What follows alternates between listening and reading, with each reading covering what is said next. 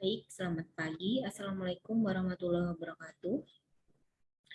Teman-teman dari STIAUB dan Universitas 17 Agustus, ini saya akan menyampaikan materi di YouTube dengan judul yaitu Etika Bisnis, hubungannya dengan budaya perusahaan. Ini pertemuan yang ke-10 ya. Baik, langsung saja saya berikan untuk materinya. Ya, jadi di sini saya akan share screen.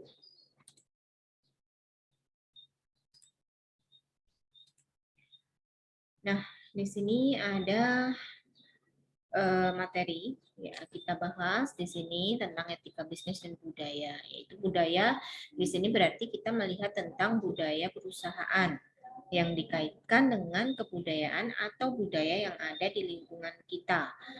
Begitu ya. Nah, jadi seberapa besar itu pengaruhnya lingkungan, kebudayaan terhadap bisnis kita, perusahaan kita, atau bahkan perusahaan kita yang mempengaruhi dengan adanya perkembangan bisnis kita, budayaannya jadi terkikis dan lain sebagainya. Nah, kita lihat dulu bahwa di sini, nah seberapa penting budaya dalam perusahaan. Penting atau tidak di sini? Ya, budaya organisasi didefinisikan pola asumsi-asumsi dasar yang ditemukan, diciptakan atau dikembangkan oleh suatu kelompok tertentu dengan maksud agar organisasi belajar mengatasi atau menanggulangi masalah-masalah yang timbul akibat adaptasi eksternal atau integritas internal yang sudah berjalan cukup baik. Sehingga perlu diajarkan kepada anggota-anggota baru sebagai cara yang benar untuk memahami, memikirkan, merasakan berkenaan dengan masalah-masalah. Itu menurut Edgar. Ya. Ada yang mengatakan lagi bahwa di definisi menurut Gerd ya, bahwa budaya terdiri dari beberapa interaksi dari ciri-ciri kebiasaan yang mempengaruhi sekelompok orang di dalam lingkungannya. Jadi kita tahu sendiri bahwa menyimpulkan ya serangkaian nilai atau keyakinan yang menghasilkan pola perilaku tertentu kolektif maupun korporasi. Jadi karena kebudayaan atau lingkungan yang ada di masyarakat, kita juga ikut terpengaruh atau terbawa. Bagaimana teman-teman kita, lingkungan kita, ya, maka kita harus memilih untuk budaya yang positif di sini. Tergantung juga sama di perusahaan di sini. Ya, ketika di dalam perusahaan itu sudah besar, ya, terus pemerintah juga ikut andil di sini. Bagaimana pemerintah itu akan memberikan lahan bagi perusahaan-perusahaan untuk menanamkan tempat perusahaan tersebut, di mana akan menjadi suatu budaya bahwa misalnya wilayah di fabrikasi atau industri itu berada di wilayah-wilayah tertentu. Nah, itu akan menjadi suatu kebudayaan baru bagi wilayah atau orang-orang di sekitarnya. Bagaimana dengan pertumbuhan ekonominya, ya, kebiasaannya, ya, karena ada industri baru di situ. Nah, selanjutnya di sini ada pemahaman budaya organisasi dalam implementasi konsep budaya. Ya, budaya perusahaan dapat dirumuskan menjadi beberapa hal ya, sistem nilai dan keyakinan organisasi yang mewarnai perilaku pegawai dan kegiatan organisasi. Yang kedua, bahwa metode atau kebiasaan kerja yang telah membudaya. Jadi kebudayaan yang sudah ada atau dari dulu dari senior-senior yang akan diturunkan ke juniornya. Nah, di sini adalah budaya atau kebudayaan yang sudah membudaya tertanam. Suatu pola terpadu dari tingkah laku pegawai dan perusahaan antara lain pemikiran, tindakan, pembicaraan, ritual, atau adanya upacara di benda-benda. Jadi bahwa kebudayaan di sini juga kadang tidak luput dengan adanya suatu pola lingkungan budaya tertentu, misalnya ada suatu ritual ya, ada perusahaan di Bali, ada perusahaan di Jawa, mungkin di Kalimantan, mungkin di Papua, itu memiliki kebudayaan di perusahaannya masing-masing ya. Ada ibadah pagi yang perlu ditanamkan di perusahaannya, ya kan? Ada upacara adat di perusahaannya. Nah, ini adalah masing-masing implementasinya, tergantung wilayahnya, gitu ya. Kalau misalnya ada perusahaan Hindu, perusahaan orang Bali ada di Jawa gitu, terus mengimplementasikan dengan konsep budaya Bali ya, 60 atau 70% ke atas mengimplementasikan kebudayaan Bali, itu juga tidak bisa. Jadi harus mengikuti dengan adanya yang ada di wilayah tersebut. Pemahaman budaya organisasi dalam implementasi konsep budaya, ya hal-hal yang terkait dengan unsur-unsur budaya perusahaan itu ada nilai, norma, wewenang, ya ada juga imbal jasa, ya atau penghargaan bahwa yang namanya nilai itu dapat berbentuk disiplin, kreatif, inovatif, ya. Norma ini adalah peraturan yang diterbitkan harus dijiwai oleh nilai-nilai budaya perusahaan. Ya, jadi tanpa adanya sesuatu yang tertulis pun juga kita sudah tahu bahwa norma ini yang baik dalam kebudayaan perusahaan. Ya, yang selanjutnya ada wewenang mengambil keputusan dan imbalan jasa. Saya agak percepat di sini karena keterbatasan dengan waktu. Manfaat budaya perusahaan. Jadi ada beberapa manfaat di sini. Yang pertama, membatasi peran yang membedakan antara organisasi yang satu dengan organisasi yang lain. Ya, jadi dari Robin tahun 1993 bahwa di sini organisasi perusahaan itu akan berbeda dengan kebudayaannya.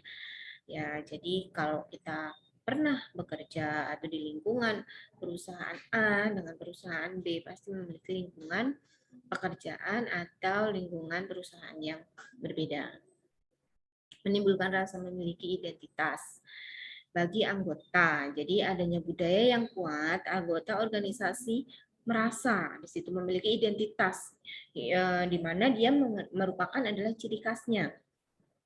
Kita bekerja nih di organisasi perbankan. Nah, sebagai ciri khas kita, kita bangga memiliki identitas anggota sebagai seorang perbankan. Kita berada di perusahaan misalnya adalah apa ya, perusahaan dagang gitu, perdagangan ya. Itu juga ada identitas tersendiri terhadap diri kita. Mementingkan tujuan daripada mengutamakan kepentingan individu, menjaga stabilitas organisasi. Jadi manfaat budaya perusahaan itu bukan hanya sekedar mengikuti lingkungan sekitar saja, tetapi juga menumbuhkan rasa memiliki, ya kan, menjaga ya untuk mencapai tujuan bersama. Ada yang namanya hubungan etika dan budaya perusahaan di sini, bahwa perusahaan dan karyawan sebagai satu kesatuan dalam lingkungannya. Yang kedua, etika kerja terkait antara perusahaan dengan karyawan. Etika perorangan, ya, mengatur hubungan antar karyawan. Faktor utamanya di sini dapat menciptakan iklim etika. Jadi terciptanya suatu budaya, terbangunnya suatu kondisi organisasi, ya, terbentuknya manajemen hubungan antar pegawai. Ya, jadi nanti ketika adanya suatu budaya perusahaan yang baik, ya hubungannya dengan etika itu seperti ini, ada etika perusahaan, faktor utamanya hal tersebut. Nah, iklim etika dalam perusahaan itu ada interaksi beberapa faktor ya, bahwa faktor kepentingan diri sendiri, keuntungan perusahaan, pelaksanaan efisiensi dan kelompok ya untuk bekerja sama. Selanjutnya ada pengaruh etika terhadap budaya perusahaan. Etika seseorang dan etika bisnis adalah suatu kesatuan integrasi sehingga tidak dapat dipisahkan. Jadi mereka itu menyatu etika bisnis dengan kebudayaan perusahaan di situ. Jadi mereka saling bersinergi, saling berkesinambungan. Jika etika menjadi nilai dan keyakinan yang terinternalisasi dalam budaya perusahaan, maka akan menjadi potensi dasar kekuatan perusahaan dan akhirnya menjadi stimulus dalam peningkatan kinerja karyawan, ya. Jadi lingkungannya baik, karyawannya, budaya perusahaannya positif. Nah, di situ akan membuat karyawan betah. Ya, siapa yang tidak betah? Kita bekerja nyaman, enak, ya, seperti di rumah sendiri. Nah, otomatis di situ akan meningkatkan menjadi perusahaan yang baik, sebuah stimulus. Terdapat pengaruh yang signifikan antara etika seseorang dari tingkatan manajer terhadap tingkah laku etis dan dalam pengambilan keputusan. Kemampuan seorang profesional dapat mengerti dan peka terhadap adanya masalah. Budaya perusahaan memberikan sumbangan yang sangat berarti terhadap perilaku etis. Ya, ini sangat berhubungan dan sangat susah dipisahkan. Nah, kita lihat ada beberapa contoh kasus di sini. Saya memberikan contoh kasus yaitu di Disney. Ya, kita tahu bahwa Disney itu adalah taman hiburan. Bisnisnya itu banyak sekali, ya. Jadi Disney itu ada di beberapa negara, ya, seperti di Hong Kong juga ada, di Prancis, mungkin di Amerika dan lain sebagainya. Di situ banyak sekali taman hiburan yang menyediakan berbagai macam pertunjukan, ya. Di situ maka Disney ini mencoba memasuki pasar Eropa. Nah, di sini adalah Prancis atau Paris, ya, targetnya. Nah, di sini Disney berargumen bahwa Paris dipilih karena beberapa alasan, ya. Banyak di sini penduduknya. Jadi hal-hal tersebut menjadi sebuah pilihan perusahaan untuk mendirikan atau cabangnya di suatu tempat. Ini Disney. Nah, namun apa yang terjadi di sini? Nah, namun yang terjadi dalam pelaksanaannya, Disney menghadapi beberapa masalah, ya, adanya boikot acara pembukaan oleh Menteri Kebudayaan Prancis, ya, kegagalan Disney memperoleh target pengunjung yang datang dan mendapatkan yang diharapkan. Nah, ini adalah suatu kasus yang terjadi, yang pemikiran awalnya bahwa Disney mampu mengembangkan di negara lain dengan budaya yang berbeda. Nah, kenapa ini terjadi? Ya, bahwa di sini kesalahan asumsi terhadap selera dan pilihan dari konsumen di Prancis ini, ya, adanya perbedaan budaya itu tadi. Bahwa di sini Disney menganggap pola budaya perusahaan yang telah berhasil dijalankan di Jepang, di Amerika, itu akan berhasil pula di Prancis. Ternyata tidak seperti itu. Nah, kenapa tidak seperti itu? Nah, ada beberapa hal kalau kita lihat bahwa yang pertama bahwa kebijakan Disney dalam menyediakan minuman beralkohol. Nah, berakibat buruk karena Paris sudah menjadi kebiasaan untuk makan siang dengan segelas wine. Ya, itu hal-hal yang ada di kebudayaan Paris. Jadi masing-masing. Asumsi bahwa hari Jumat akan lebih ramai dari hari Minggu. Ternyata kebalikan. Ya, Disney tidak menyediakan sarapan pagi berupa bakwan dan telur seperti yang diinginkan, ya. Jadi masing-masing kebudayaannya di situ. Sama seperti yang tadi saya katakan bahwa ketika di Indonesia, meskipun itu perusahaan milik orang Hindu berada di Jawa, itu juga tidak harus sama seperti di Bali mengadakan upacara pagi, siang, sore, ya, tidak seperti itu karena lingkungannya berbeda. Ternyata itu sangat mempengaruhi di sini, ya kan? Nah, banyak sekarang perusahaan-perusahaan luar negeri yang masuk ke Indonesia itu pun juga sudah melebur menjadi perusahaan Asia atau masuk Indonesia itu dari segi mungkin rasa, dari segi kebudayaan itu juga mengikuti Indonesia. Jadi kebiasaannya apa? Jadi meminimalkan minuman beralkohol dan lain sebagainya. Nah, ketika ramai hanya ada di weekend, ya, seperti itu yang ada di Indonesia, berarti mereka ketika masuk di Indonesia, mereka juga harus mengikutinya. Nah, ini tadi bahwa kesimpulan dari Disney ya. Ada juga di sini adalah order daging sapi. Ya, jadi ada beberapa kasus. Di sini saya menyediakan ada 3 kasus tentang order daging sapi ada Disney ya. Di sini seorang pelaku perusahaan Amerika mendapat order daging sapi dari perusahaan lain di Indonesia. Sebagaimana diketahui, sebagian besar warga Indonesia merupakan penganut agama Islam. Jadi daging tidak hanya berhubungan dengan standar kesehatan, tapi juga berkaitan dengan proses penyembelihan hewan sesuai dengan syariat yang ada di agama ya, yang di Indonesia adalah Islam. Padahal Amerika sendiri proses penyembelihannya tidak pernah memikirkan apakah ini penyembelihan secara halal, secara syariat dan lain sebagainya, itu tidak pernah dipikirkan. Mereka hanya akan memikirkan tentang keuntungan ya, mendapatkan lebih dari apa yang mereka berikan. Nah, seperti itu.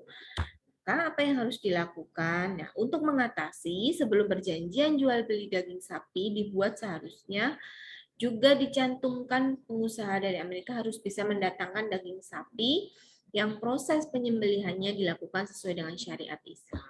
Jadi sudah saya juga berikan contoh bahwa perusahaan-perusahaan luar negeri yang masuk ke Indonesia pun juga tidak semena-mena disamakan di Amerika, di Prancis ada, di Indonesia masuk juga akan seperti itu kebudayaan yang dibawa, tidak juga.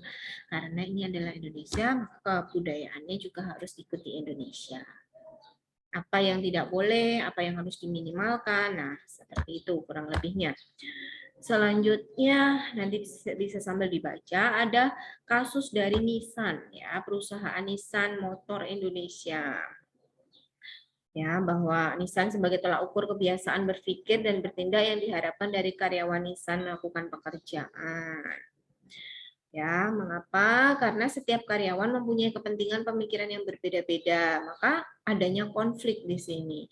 Maka dapat melemahkan yang adanya di perusahaan tersebut. Dengan adanya Nissan Y diharapkan semua pemikiran akan menjadi sama. Jadi ada konflik-konflik karyawan atau internal itu yang mampu apa ya, tidak menstabilkan perusahaannya. Itu yang terjadi. Nah, itu beberapa mungkin contoh kasus, nanti bisa sambil dibaca lagi. Di sini ada materi yang saya berikan. Maka dari itu, untuk pertemuan yang ke 10 ini tentang etika bisnis dan kebudayaan, yang saya sampaikan, saya cukupkan. Nanti untuk materi dan tugasnya akan saya berikan melalui grup WA. Begitu. Dari saya, terima kasih untuk teman-teman yang sudah melihat dari materi YouTube ini. Selamat pagi dan selamat siang. Assalamualaikum warahmatullahi wabarakatuh.